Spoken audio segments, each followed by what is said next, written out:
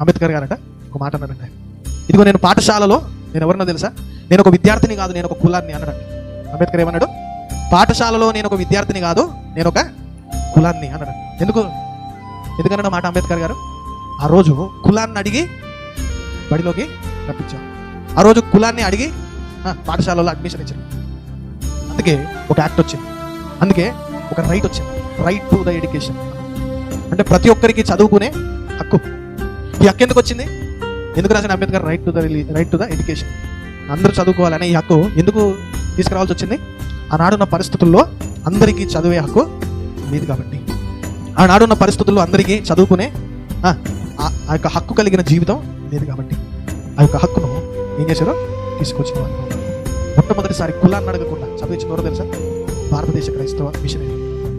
భారతదేశంలోకి వచ్చిన క్రైస్తవ మిషనరీలు మొట్టమొదటిగా నువ్వు దళితుడివి అని అడగకుండా, వాని కులం అడగకుండా, వాడు ఏ వంశంలో పుట్టిండో అడగకుండా, కేవలం అందరికీ చదువు అందాలనే ఉద్దేశంతో భారతదేశంలో అడుగుపెట్టిన క్రైస్తవ మిషనరీలు ఏది అడగకుండా చదువును అందరికీ సమానంగా అందించారు.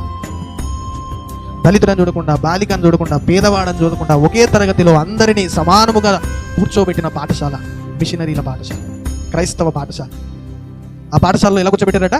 దళితుడని చూడలే, పేదవాడు ఉన్నవాడని చూడలే, మూడవది బాలికనా లేదా బాలుడా, అబ్బాయా అమ్మాయా అని ఇవేవి లింగ వివక్ష కూడా లేకుండా అందరినీ సమానంగా కూర్చోబెట్టిన పాఠశాలనే ఎవరి పాఠశాల? క్రైస్తవ మిషనరీలు పెట్టిన